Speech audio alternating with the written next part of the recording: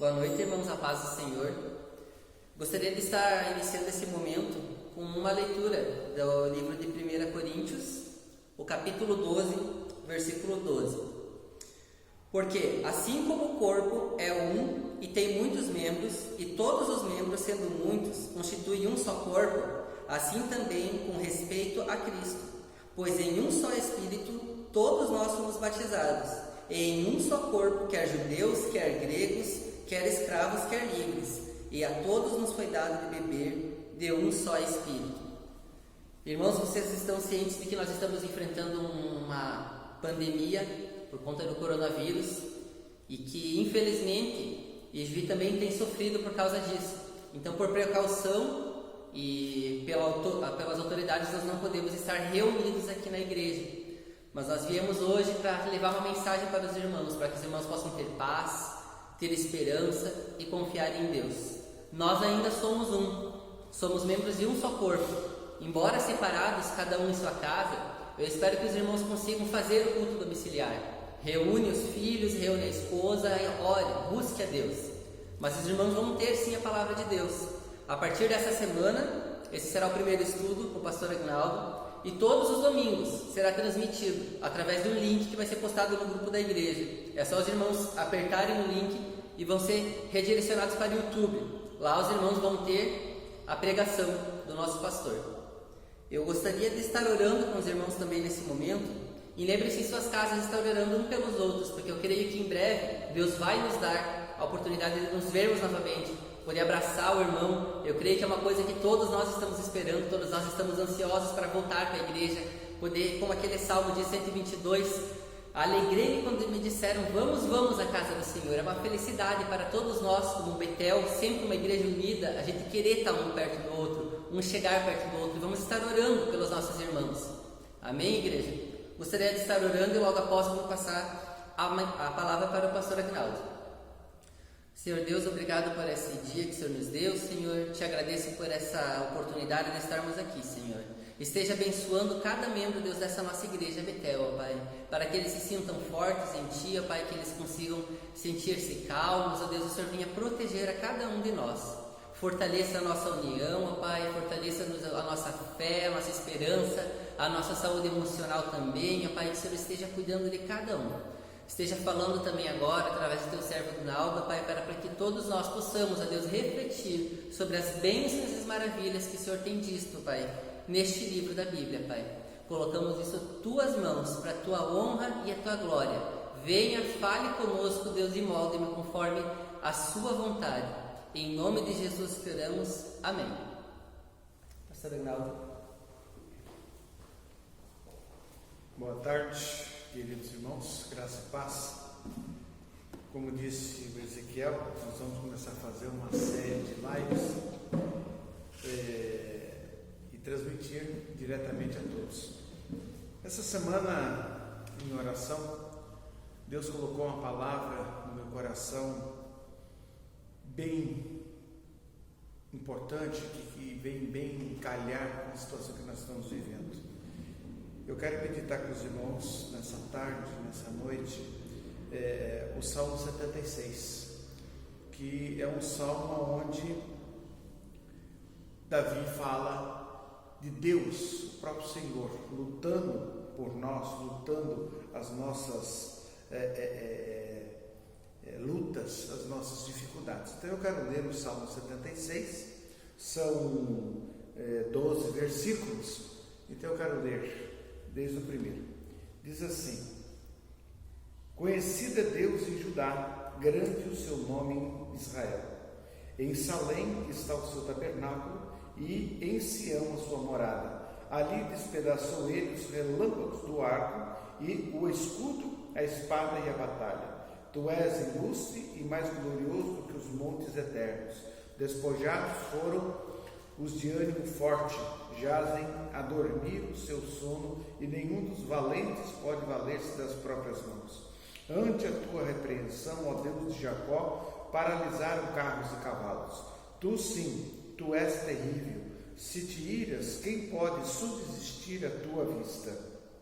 Desde os céus fizeste ouvir o teu juízo, tremeu a terra e se aquietou. Ao levantar-se Deus para julgar e salvar todos os humildes da terra, pois até a ira humana há de louvar-te, e do resíduo das iras te cinges. Fazei votos e pagai-os ao Senhor, vosso Deus. Tragam presentes todos que rodeiam aquele que deve ser temido. Ele quebranta o orgulho dos príncipes, é tremendo aos reis da terra. Vamos orar, amados. Senhor nosso Deus e Pai, quero agradecer por esse momento tão precioso, momento da exposição da Tua Palavra. Peço que cada um que estiver ouvindo esta mensagem medite, ouça e tenha um tempo de reflexão com o Senhor. Que a Tua paz, a Tua graça esteja sobre todos nós, sobre a Tua igreja, em nome de Jesus. Amados, o tema da mensagem desta tarde, desta noite, é o Deus que luta por nós. Nós temos um Deus soberano, um Deus todo-poderoso, um Deus que está sentado ao seu trono, um Deus que não dorme, um Deus que não cochila, um Deus que está atento a cada segundo, a cada lance de cada ser humano nessa terra. Então, baseado nesse salmo, eu quero trazer aqui uma pequena introdução que diz o seguinte: este salmo, é bem provável que o contexto desse salmo seja o julgamento de Deus sobre o exército da Síria, e esse episódio está relatado lá no Antigo Testamento, em Isaías capítulo 37, capítulo 38, e também no livro de 2 Reis 18 e 19. Porém, a ênfase desse salmo é sobre o Deus que conquistou a vitória, não sobre o milagre em si, mas se baseia em Deus, na pessoa de Deus, o Todo-Poderoso que conquistou a vitória. Então, os grandes feitos de Deus revelam a grandeza do seu caráter e do seu poder.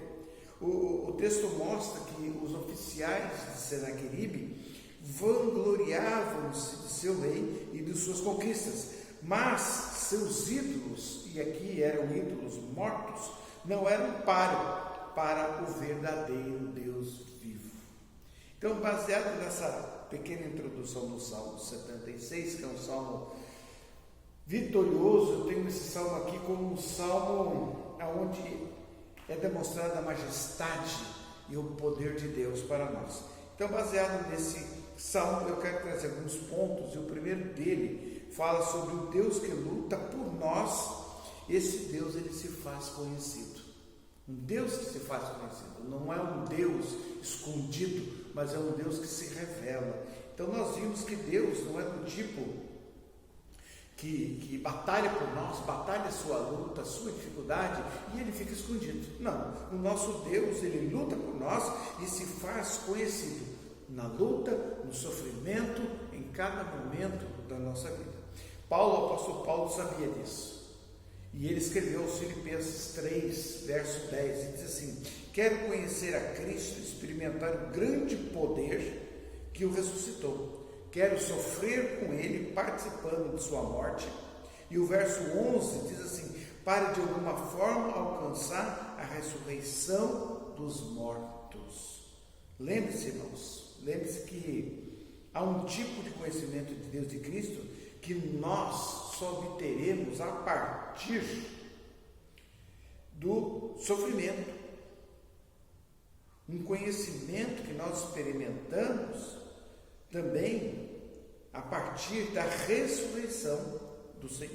Então, o sofrimento, na perspectiva cristã, não serve apenas para nos tornar melhores, mais fortes, serve principalmente para nos fazer conhecer ao nosso Deus, conhecer o nosso Senhor. Então, muitas vezes nós passamos por um sofrimento, Deus permite um sofrimento para que nós venhamos a conhecê-lo melhor, venhamos a conhecê-lo verdadeiramente, porque é uma coisa você conhecer a Deus de ouvir falar, outra é você conhecer a Deus na intimidade, conhecer a Deus no seu próprio ser. O salmista Davi, lá no Salmo 119, verso 71, ele diz assim: o sofrimento foi bom para mim, pois me ensinou a dar atenção aos teus decretos.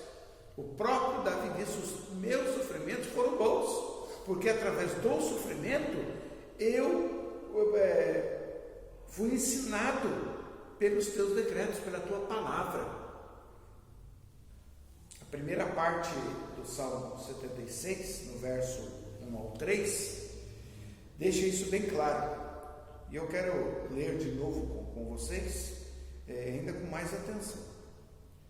No verso 1 ao 3 diz assim: Deus, no verso 1, Deus é honrado, ou seja, Ele é conhecido, Ele é percebido, Ele é experimentado em Judá. Grande é o seu nome em Israel. Jerusalém, Salém, é onde Ele habita. O monte Sião é o seu lar. E o verso 3 diz: quebrou ali as flechas flamejantes do inimigo, os escudos, as espadas e as armas de guerras. Então, nesses versículos, o salmista nos diz que o povo de Deus, ele conhece a Deus, o que é um privilégio. Não era assim entre as nações. Nas nações pagãs, não era dessa forma. Os seus deuses não se faziam conhecidos. Os povos pagãos não conheciam os seus deuses, a qual eles criam, a qual eles adoravam. Mas o povo de Deus tem o privilégio de conhecer na intimidade o seu Deus, o conhecimento verdadeiro e salvador de Deus. Irmãos, nós temos essa graça. Deus nos deu essa graça. Deus é invisível, Deus é onipotente, é o Todo-Poderoso, mas ao mesmo tempo Ele se faz presente ao nosso lado. E pela fé, pela demonstração da criação, pelos livramentos, nós vimos Deus agir na nossa vida. Se eu perguntar para cada um de vocês que estão vendo essa mensagem agora, você lembra de algum momento que você presenciou um livramento de Deus, uma obra de Deus na tua vida? Eu creio que todos aqui vão dizer que sim. Então, um tipo de conhecimento tão perceptível e experimental que nos faz honrá-lo. Diz o verso 1: Deus é honrado, ou seja, conhecido, experimentado com conhecimento. Vejamos aqui algo mais. As ordenanças da libertação de Deus como formas de Ele a nos revelar. Então, nós vamos ler o verso 2 e 3. Aqui, nós somos lembrados dessas duas maneiras específicas e pelas quais Deus se faz conhecido. No verso 2 diz assim: Jerusalém é onde Ele habita, o monte Sião é o seu lar. Quebrou ali as flechas flamejantes do inimigo, os escudos, as espadas e as armas de guerra. Então, lá nós vemos Deus se tornando conhecido de duas maneiras: nas suas ordenanças e nas libertações. Deus se faz conhecido em suas ordenanças. Observe a menção do verso 2: onde Ele habita, onde está o seu tabernáculo, é o seu lar, é a sua morada.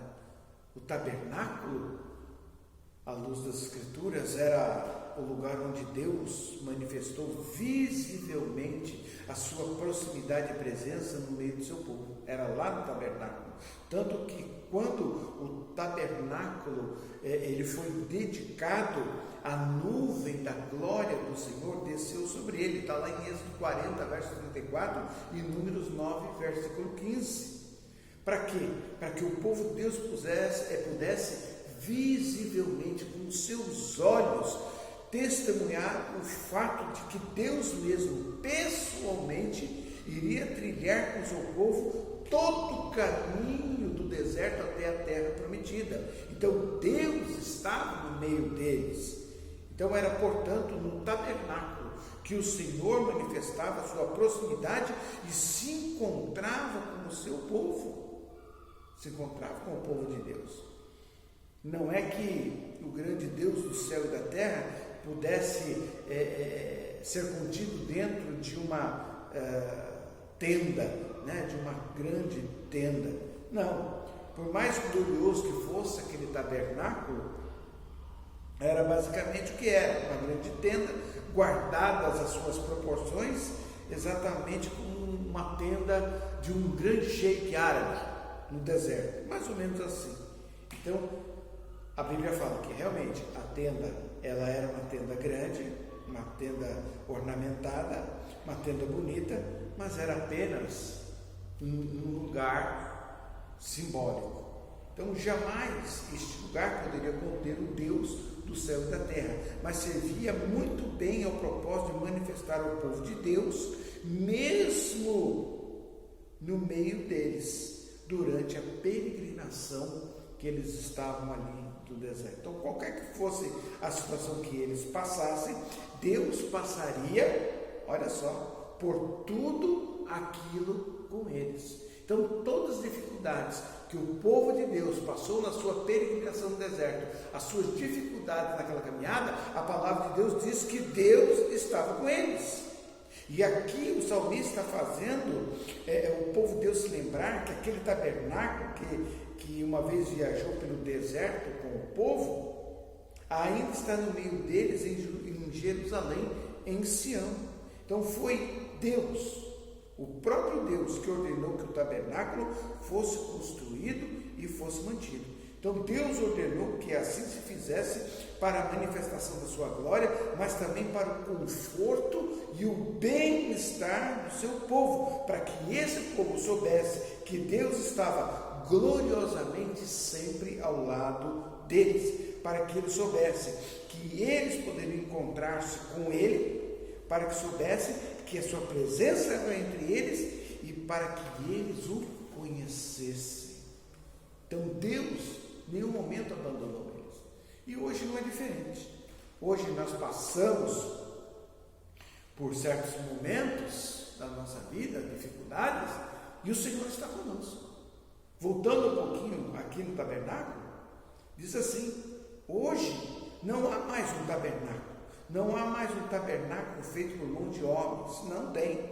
A Bíblia diz que Cristo, o nosso Senhor, se fez carne e montou o tabernáculo, ou seja, Ele habitou entre nós. Está lá em João 1,14. Então agora, o templo ou o tabernáculo da presença de Deus é a igreja, é o povo de Deus. Sou eu, você, somos nós, o povo de Deus. De modo que quando nós nos reunimos no dia do Senhor, no dia do culto, no dia da adoração, em nome de Cristo, é para o louvor da sua gloriosa graça, é para nós nos tornarmos casa de Deus, família de Deus, tabernáculo de Deus, o seu templo, a morada do Deus Altíssimo. Por isso, a reunião de culto da igreja que nós temos aqui todos os domingos é uma bênção tão especial. É por isso que o povo de Deus considera um privilégio poder se reunir, porque aqui na reunião dos santos a Bíblia diz que nós desfrutamos da presença de Deus, porque Deus se faz conhecido em suas ordenanças, principalmente na ministração, na exposição da palavra de Deus. Ouça o que diz 1 Coríntios 14, o verso 24 e 25. Olha o que Paulo diz: mas se todos vocês estiverem profetizando e descrentes ou pessoas que não entendem essas coisas entrarem na reunião, serão convencidos do pecado e julgados por aquilo que vocês disserem. Ao ouvirem os pensamentos secretos deles, serão revelados, e eles cairão de joelhos e adorarão a Deus, declarando: de fato, Deus está aqui no meio de vocês. No Novo Testamento, irmãos, quando Cristo, a substância, foi manifestado, o mesmo pacto da graça foi e continua a ser administrado na pregação da palavra e na celebração das ordenanças, ou seja, no batismo e na ceia do Senhor. E assim a graça de Deus, a graça e a salvação são manifestadas em maior plenitude, evidência e eficácia de todas as nações. Então esse momento é importantíssimo. Deus, ele se faz conhecido pelas ordenanças. Na reunião do seu povo reunido para ouvir a pregação da palavra de Deus, esse momento é centrado no Evangelho de Cristo e também para celebrar as ordenanças do batismo e da ceia do Senhor. Observe o que o salmista diz no Salmo 76, no verso 3. Aqui fala de Deus quebrando ali em Salém, as flechas flamejantes do inimigo, os escudos, as espadas, as armas de guerra. Então o povo de Deus pôde olhar e ver como Deus os libertou milagrosamente, e nisso, na ação poderosa de libertação, eles ouvem e veem Deus se fazer conhecido. E assim Deus se faz conhecido, é nas suas ordenanças e nas suas libertações. Hoje,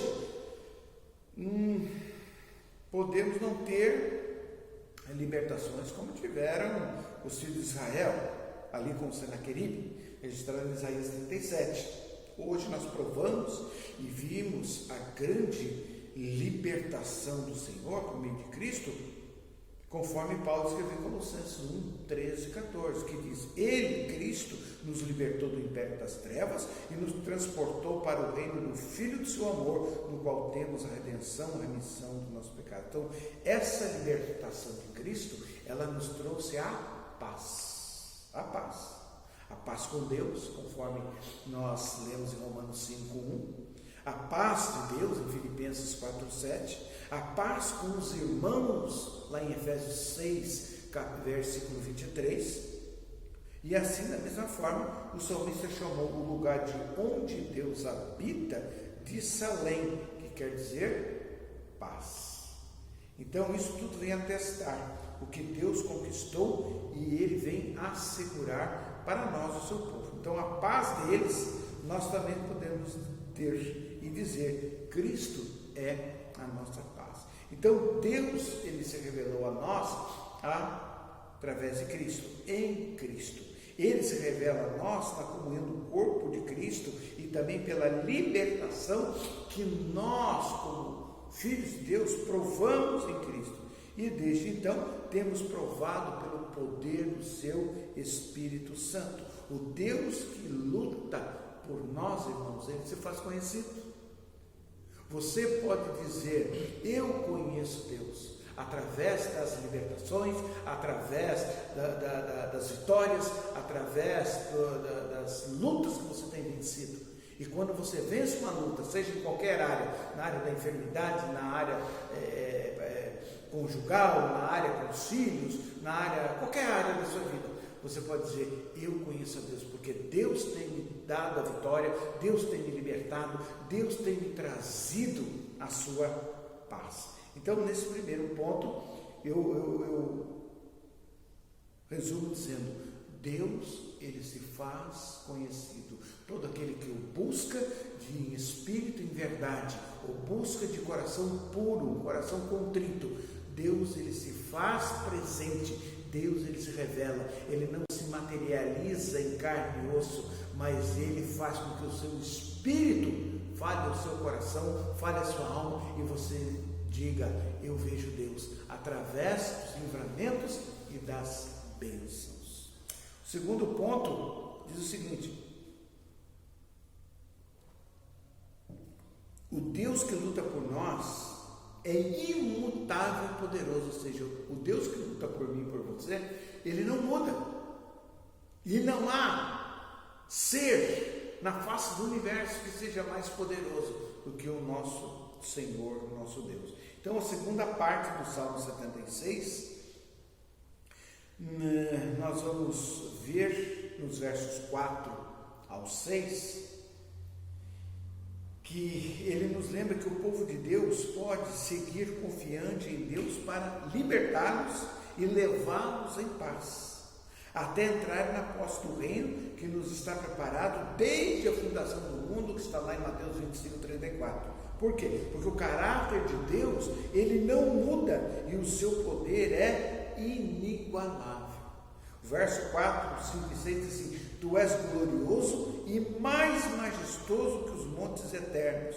Os inimigos mais valentes foram saqueados e jazem no sono da morte.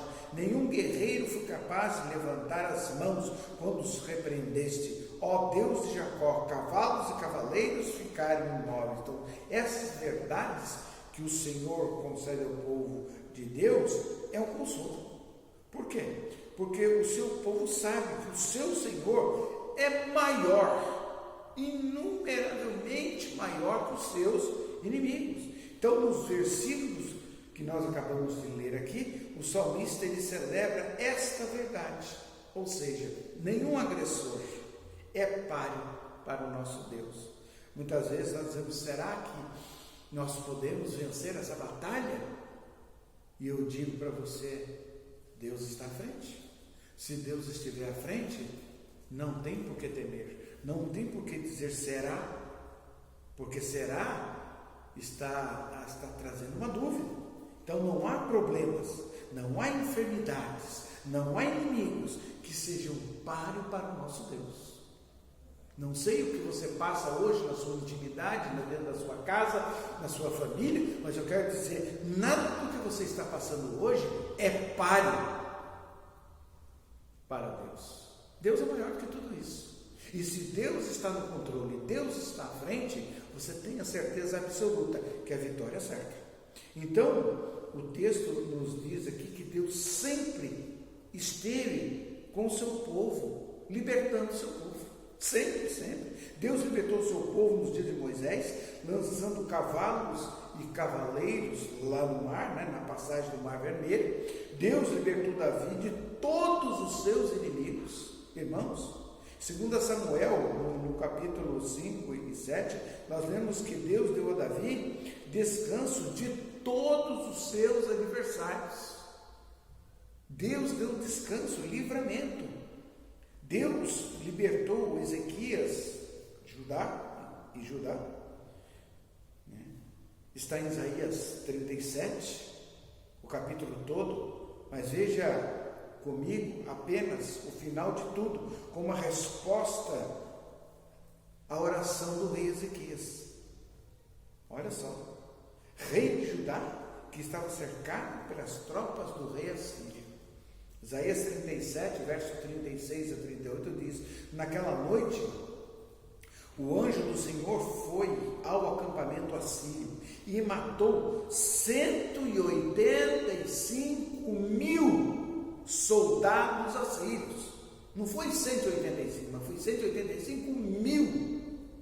Quando os sobreviventes acordaram na manhã seguinte, encontraram cadáveres por toda parte. Então Senaqueribe, rei da Síria, levantou o acampamento e partiu para a sua terra. Voltou para Nínive e ali ficou. Certo dia, enquanto ele adorava no templo de seu deus Nisroque, seus filhos Adrameleque e Sarezer o mataram à espada. Fugiram para a terra de Arade, e outro filho, Esar-Adom, se tornou seu sucessor na Assíria. Então, repetidas vezes, irmãos, na história, Deus libertou milagrosamente o seu povo. E eles aprenderam que nenhum agressor era páreo para Deus. Nenhum inimigo do povo de Deus é páreo para ele. E essa confiança faz com que o povo de Deus descanse com fé, baseado no quê? Baseado nas suas promessas de ajuda no tempo da sua necessidade, porque o povo de Deus sabe, o povo de Deus ele entende que Deus ele não muda, o seu poder ele não muda. Pode passar séculos, pode passar milênios, o poder de Deus é imutável. E assim nós, pequenos cristãos, confiamos nele. Não importa o que enfrentemos, não poderá nos separar do amor de Deus em Cristo Jesus. Nada nos poderá separar do amor de Deus em Cristo Jesus. Então esta palavra aqui do capítulo 2 da nossa mensagem é para trazer um conforto para a tua alma nesse dia. Eu não sei o que você passa, qual é a tua aflição, qual é a tua preocupação, qual é a tua dor, mas a palavra de Deus diz que nada pode nos separar do amor de Deus em Cristo Jesus. Se você ouve o inimigo falar no teu ouvido que já é o fim, não é o fim, porque Deus está no controle, Deus está à frente, Deus está trabalhando em favor da tua vida, do teu casamento, dos teus filhos, da tua casa, da tua igreja. Amém? Dando continuidade aqui no texto, quero colocar aqui no ponto 3 que o Deus que luta por nós, Ele é soberano. Soberano. Essa palavra é muito forte. Essa palavra é muito importante nós entendermos. A soberania de Deus é um dos assuntos mais doces e ao mesmo tempo, infelizmente, mais amargos da Bíblia.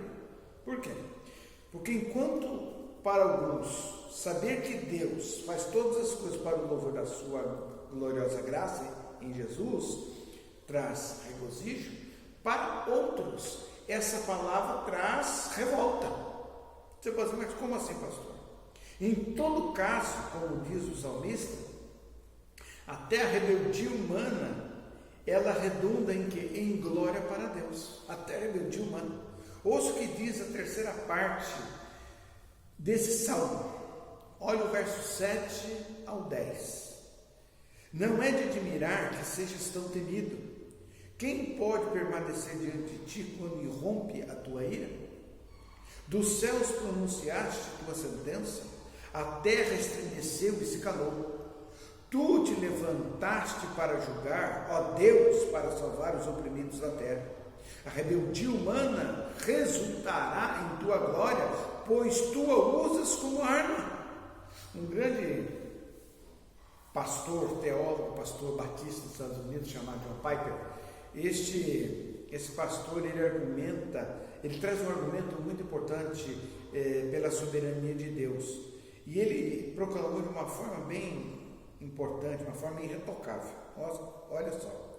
Regozijo-me com a soberania de Deus, porque Ele exerce em todas as coisas para preservar a si mesmo como meu maior tesouro. Percebeu? Até a ira dos incrédulos contra Deus lhe dá louvor. Até a ira dos ímpios traz louvor ao Senhor. Então a imagem é do julgamento de Deus contra os ímpios. E penso que muitos de nós, imaginando o dia da ira do nosso Deus, muitos de nós costumam se perguntar como será essa cena, como será? Será que você sabe o dia da ira de Deus? Alguns certamente pensam que os ímpios, os incrédulos, ficarão penitentes, ou seja, arrependidos, vão se arrepender ao se colocarem diante do trono branco, trono do julgamento, que está lá em Apocalipse 21, e vão perceber que eles, diante daquela situação, eles estavam errados. Eles vão se arrepender, vão dizer que deviam ter seguido o único e verdadeiro Deus, e que agora uma eternidade de separação desse Deus os aguarda. Então, todos de repente se fazem bonzinhos, arrependidos, só que isso era tarde demais, não é mesmo? Você pensa assim? Será que você já pensou dessa forma? Leu esse texto e ficou pensando assim? Muitos realmente acreditam que os pagãos ficarão de repente penitentes, ou seja, vão se arrepender, ficarão desesperados, serão tomados de tristeza por se darem conta, só que tarde demais, irmãos, que eles não adoraram o único e verdadeiro Deus aqui em vida. Não é assim que muitos pensam? No entanto, a imagem do livro do Apocalipse é a dos ímpios diante do grande trono de Deus, rangendo os dentes, com raiva de Deus. É isso. Os ímpios vão estar diante do trono de Deus, rangendo os dentes, com raiva de Deus, rebelando-se contra Ele, mesmo contra a manifestação aberta e evidente da sua soberania. Eles não vão estar arrependidos, eles vão estar rangendo os dentes. Olha o que diz Apocalipse 11, no verso 16 ao 18. Os 24 anciãos que estavam sentados em seus tronos diante de Deus se prostraram com o rosto em terra e o adoraram, dizendo: nós te agradecemos, Senhor Deus, o Todo-Poderoso, que és e que eras, pois agora assumiste teu grande poder e começaste a reinar. As nações se enfureceram, mas agora chegou o tempo de sua ira. É tempo de julgar os mortos e de recompensar teus servos, os profetas, assim como teu povo santo e todos que têm o teu nome, desde os pequenos até os grandes. É tempo de destruir todos que causaram destruição na terra. Então, Deus, ele será glorificado, amados irmãos, na ira dos pecadores. Por quê? Porque vindicará os justos e aplicará justiça aos enfurecidos que viveram no pecado, orgulhando-se da sua incredulidade, rebelião e destruição da terra. Portanto, esteja certo de que Deus é soberano e de que até a ira dos incrédulos contra Deus trará louvor. E o salmista, ele lembra disso aqui no verso 7. Ele diz: não é de admirar que seja tão temido. Quem pode permanecer diante de ti quando irrompe a sua ira?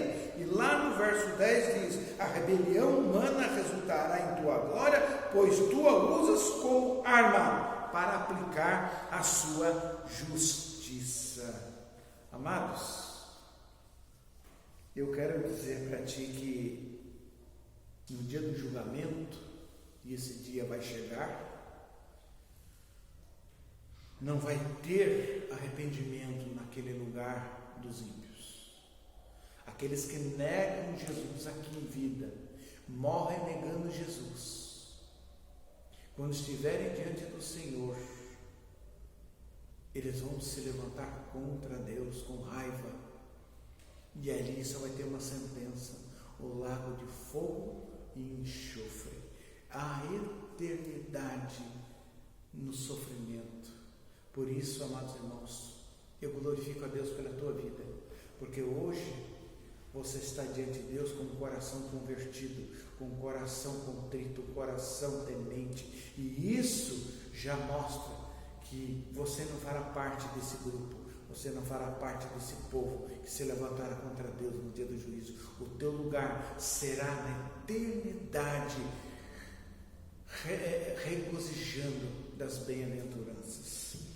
Irmãos, o quarto ponto diz que o Deus que luta por nós é honrado. O Deus que nesse momento está no seu trono, trabalhando, lutando por mim e por você, Ele é honrado. Face ao justo julgamento de Deus contra os seus inimigos, à luz da vindicação de Deus ao seu povo santo, o que devemos fazer, nós, o seu povo? O salmista fala aqui no verso 11 e 12, façam votos ao Senhor, seu Deus, e cumpram-nos. Todos paguem tributos àquele que deve ser temido, pois ele acaba com o orgulho dos príncipes, os reis da terra temem. A resposta do povo de Deus a esse julgamento divino e a vitória que Deus mesmo prometeu lhes dar é viver em pacto, em aliança e trazer louvores ao seu nome. Nós devemos, irmãos, mesmo em meio a essas dificuldades todas que estão passando, nós devemos viver em aliança com Deus, trazendo a eles louvores, trazendo a Ele a nossa adoração. Pactuar-se com Deus e render-lhe louvores, confirmar que o povo de Deus reconhece que tudo que eles têm vem de Deus e que uma parte do que eles têm é devolvida a Deus. Como é que nós devolvemos a Deus uma parte daquilo que Ele nos dá? Nós devolvemos com a nossa vida, nós devolvemos para a sua obra através dos nossos dízimos, nossas ofertas. Então aquilo que Deus Ele nos dá, nós devolvemos com alegria, glorificando o nome do Senhor, bendizendo o nome do Senhor, testemunhando o nome do Senhor e também abençoando a sua obra através daquilo que Ele nos dá. Então, na confiança de que Deus cumpriu e cumpre as suas promessas por eles. E isso aqui, irmãos, está falando lá em 2 Coríntios 8, de 1 a 5. Fala dos dízimos, das ofertas da nossa vida. Irmãos, você está vivo, glória a Deus. Então você manifeste essa alegria ao Senhor, testemunhe do que Deus tem feito, faça o melhor que você puder para o seu próximo, abençoe a sua igreja, abençoe a obra de Deus, ame os seus irmãos, ame o seu pastor, ame até aqueles que falam mal de você, você ame para a glória do Senhor. Eu quero ler aqui Hebreus 13, versos 5 e 6 diz assim: não amem o dinheiro, estejam satisfeitos com o que têm, porque Deus disse: não o deixarei, jamais o abandonarei. Por isso podemos dizer com toda confiança: o Senhor é meu ajudador, portanto não temerei. O que me podem fazer os simples mortais? Cumprirei os meus votos, trarei meus presentes a Deus. Então não estamos falando aqui, irmãos. Eu quero que você entenda bem uma coisa, porque nós estamos indo para o final aqui. Eu quero que você entenda uma coisa. Não estamos falando nessa mensagem da estratégia astuta e maligna de algumas pessoas que influenciam muitas outras a fazer um voto e enviar esse voto. Por exemplo, às vezes você liga a televisão, às vezes você vê em outra denominação, igreja, alguém trazendo estratégias, fazendo alguns argumentos aonde é pedido quantidades vultuosas de dinheiro. Eu vi isso, particularmente eu vi isso, porque eles dizem: se você trazer tanto, você vai ter 30, 60, 100 vezes mais do que isso. E eles fazem uma lavagem cerebral dizendo: faça o voto, cumpra o voto, Deus irá recompensar. Não é disso que nós estamos falando nessa mensagem, pois o que de fato é dito ao povo de Deus é que se viva em aliança com Deus e traga a Ele os seus louvores. O que é trazer os louvores a Deus? É trazer o seu coração, contribuição e cuidado do próximo com alegria. É isso que a palavra está dizendo. Mas reconhecimento ao fato de que tudo que nós temos foi Deus quem nos deu, e em reconhecimento ao fato de que Deus prometeu abençoar-nos, atendendo às nossas orações, por causa da misericórdia dele, sabendo que Deus ama quem dá com alegria, o meu dízimo, o teu dízimo, a minha oferta, a tua oferta, sempre fez e ainda faz parte da adoração de Deus. Sempre fez parte e vai fazer. Quando eu dizimo, quando você dizima na casa do Senhor, para a manutenção da obra de Deus, quando ofertamos para o avanço missionário, quando doamos para reformas, manutenção da igreja, quando ajudamos aqueles que precisam, estamos fazendo em obediência, com alegria e em resposta à grandeza da vitória que Deus conquistou em nosso favor. Então, o Deus que luta por nós, Ele é honrado. Seu povo foi liberto pelo seu poder. Nós não somos mais escravos do amor ao dinheiro, da fama, do poder, como são os príncipes e os orgulhosos dessa terra. Então, o povo vive em aliança. O povo vive em um pacto com Deus e uns com os outros na congregação dos santos, e responde com louvor e generosidade para a glória e honra do nome do Senhor nosso Deus. O verso 11 diz o que nós lemos aí no Salmo 76, verso 11: façam votos ao Senhor seu Deus e cumpra-nos. Todos paguem tributos àquele que deve ser temido, pois ele acaba com o orgulho dos príncipes e os reis da terra que o temem. Olha só, já prestaram atenção nesse versículo? esses dois versículos, 11 e 12, façam votos ao Senhor seu Deus e cumpram-nos. Todos paguem tributos àquele que deve ser temido. O que é o tributo? Aquele que deve ser temido? É o teu dízimo. É o teu dízimo. Pois ele acaba com o orgulho dos príncipes e os reis da terra o temem. Então, irmãos, para a gente concluir essa breve mensagem de hoje, esse salmo é, ao cabo de tudo, sobre conhecer a Deus, sobre conhecer o Deus que luta por nós e a maneira que Ele a nós se revelou. Revelou o seu nome, revelou suas ordenanças, Ele revelou as suas libertações, Ele revelou a sua soberania e revelou o seu justo julgamento. E aqueles, ou seja, o povo que conhece a Deus, deseja honrar esse Deus, deseja honrar adorando, louvando, entregando-lhe de volta com alegria tudo o que Ele lhe deu, demonstrando assim que são livres e não escravos, como são os poderosos e orgulhosos deste mundo. Sabendo que Deus luta por nós, eu quero fazer 3 aplicações bem rápidas. Primeiro,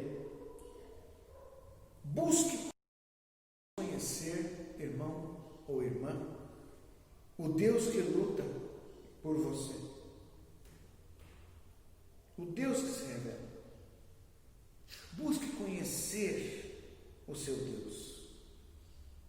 Talvez você não tenha tido ainda uma experiência com Deus. Busque conhecer o seu Deus. Valorize a comunhão e a congregação. Por quê? Porque Deus, Ele se revela no meio do seu povo. Porque muitas vezes, irmãos, nós não valorizamos a nossa igreja. Muitas vezes nós não damos valor à comunhão na igreja. E terceiro, que é muito importante, liberte-se do amor ao dinheiro. Porque aqui Deus, Ele se revela glorioso. Nós não podemos, irmãos, de forma alguma, ser escravo do dinheiro. Porque o dinheiro é dado por Deus para a nossa subsistência, a nossa manutenção, a manutenção da sua obra. Então nós não podemos ser escravos do dinheiro. Nós temos que ser livres de tudo isso. Então, nessa noite, baseado nessa palavra, eu quero dizer aos irmãos que não temos, mesmo diante de tudo isso que nós estamos ouvindo pela mídia, no mundo inteiro, a respeito dessa pandemia, dessa doença, mortes e mortes pelo mundo afora, pelo Brasil afora, eu quero dizer para vocês, não temas, porque Deus é fiel.